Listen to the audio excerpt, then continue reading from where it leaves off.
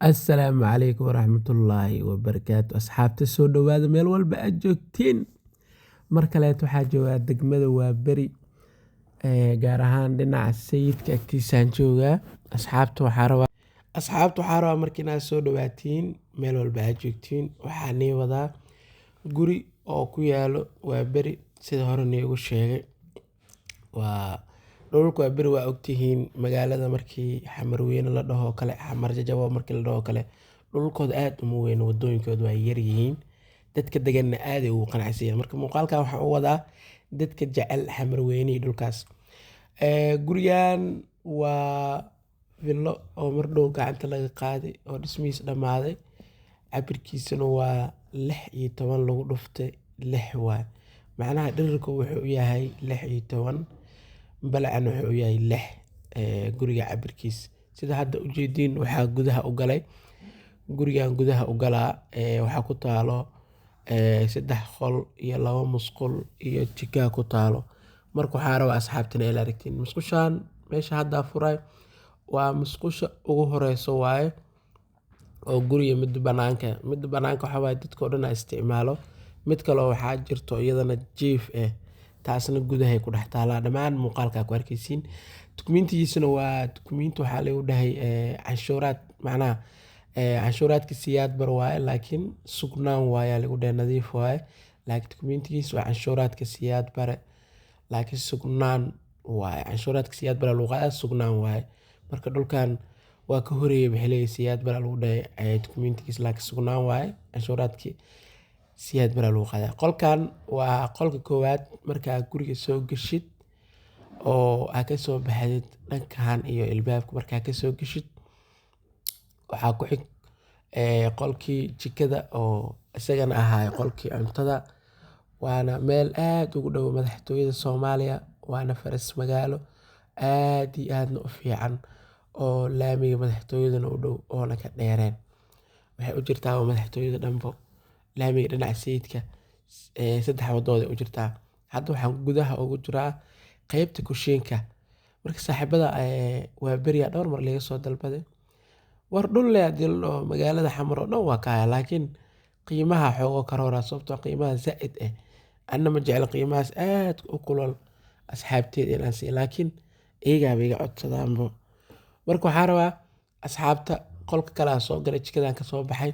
Meeshaan waxaa ku yaalo saa u jeediin musqusha kale waaye.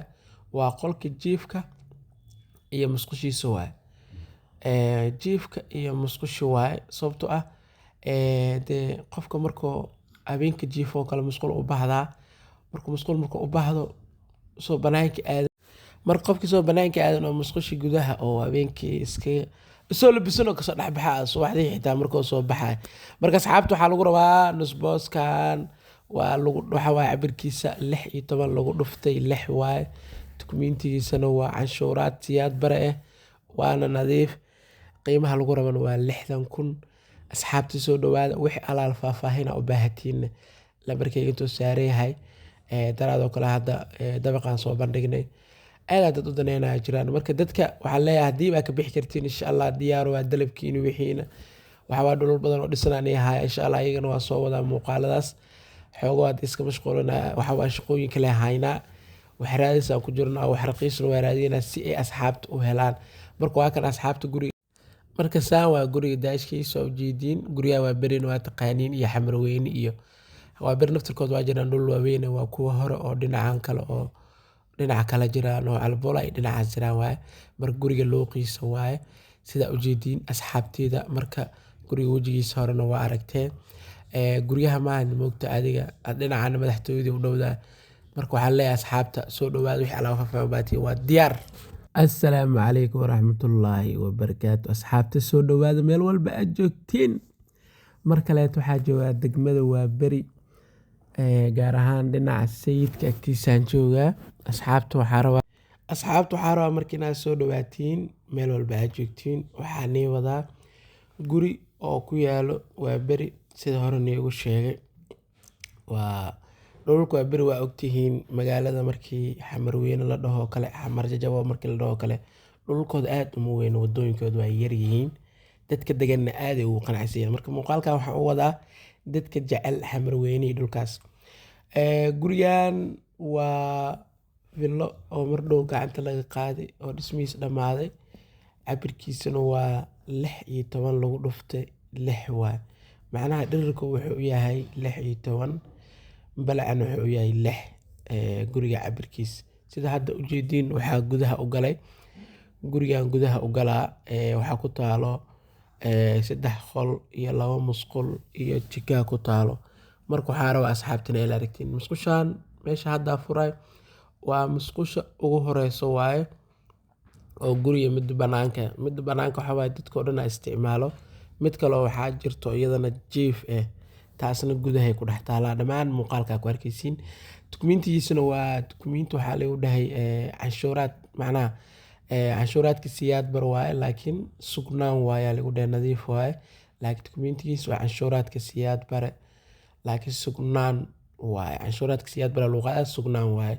Marka dhulkan waa ka horeeyay bixilay siyaad bare lagu dhahay dukumiintigiisa laakiin sugnaan waaye. Canshuuraadki siyaad bare lagu qaadaa. Qolkan waa qolka koowaad markaa guriga soo gashid oo aad ka soo baxdid dhankaan iyo ilbaabka markaa ka soo gashid. Waxaa ku xig qolkii jikada oo isagana ahaa qolkii cuntada. Waana meel aad ugu dhow madaxtooyada Soomaaliya. Waana faras magaalo aad iyo aadna u fiican oo laamiga madaxtooyadana u dhow oona ka dheereen. Waxay u jirtaa madaxtooyada dhanbo laamiga dhinaca sayidka 3 wadooda u jirtaa. Hadda waxaan gudaha ugu jiraa qaybta kushiinka. Marka saaxiibada waa beriya dhowr mar laga soo dalbaday. War dhul leh hadii la dhaho magaalada Xamar oo dhan waa ka haya laakiin qiimaha xoogo karoora sababtoo qiimaha zaid anna ma jecla qiimahaas aad u kulul asxaabteed inaan siiyo laakiin iyagaa iga codsadaanbo. Marka waxaa rabaa asxaabta qolka kale aan soo galay jikadan ka soo baxay. Meeshaan waxaa ku yaalo saa u jeediin musqusha kale waaye. Waa qolka jiifka iyo musqushiisa waaye. Jiifka iyo musqusha waaye sababtoo ah dee qofka markuu habeenka jiifo kale musqul u baahdaa. Markuu musqul u baahdo soo banaanka aad. Marka qofkii soo banaanka aadan oo musqusha gudaha oo habeenkii iska soo labisan oo ka soo dhex baxaa subaxdii xitaa markuu soo baxay. Marka asxaabta waxaa lagu rabaa nusbooskan waa lagu waxa waaye cabirkiisa 16 lagu dhuftay 6 waaye. Dukumiintigiisana waa canshuuraad siyaad bare waana nadiif. Qiimaha lagu rabana waa 60,000. Asxaabta soo dhawaada wixii alaal faahfaahin u baahatiin lambarkayga intuu saaran yahay. Daraadoo kale hadda dabaqan soo bandhignay. Aad dad u daneynaya jiraan. Marka dadka waxaa leeyahay hadii aad ka bixi kartiin insha Allah diyaar waa dalabkiina wixiina. Waxa waa dhul badan oo dhisnaan yahay insha Allah iyagana waa soo wada muuqaaladaas. Xoogo aad iska mashquulina waxa waa shaqooyin kale haynaa. Wax raadis aan ku jirnaa wax raqiis loo raadinaa si ay asxaabta u helaan. Marka waa kan asxaabta guriga. Marka saan waa guriga daashkiisa oo jeediin. Guriga waa berin waa taqaaniin iyo xamarweyne iyo waa bir naftirkood waa jiraan dhul waaweyn waa kuwa hore oo dhinacan kale oo dhinaca kala jiraan oo albola ay dhinaca jiraan waaye. Marka guriga looqiisa waaye. Sida u jeediin asxaabteeda marka guriga wajigiisa horena waa aragteen. Guriyaha maahan moogta adiga dhinacan madaxtooyada u dhowdaa. Marka waxaa leeyahay asxaabta soo dhawaada wixii alaab faahfaahin waa diyaar.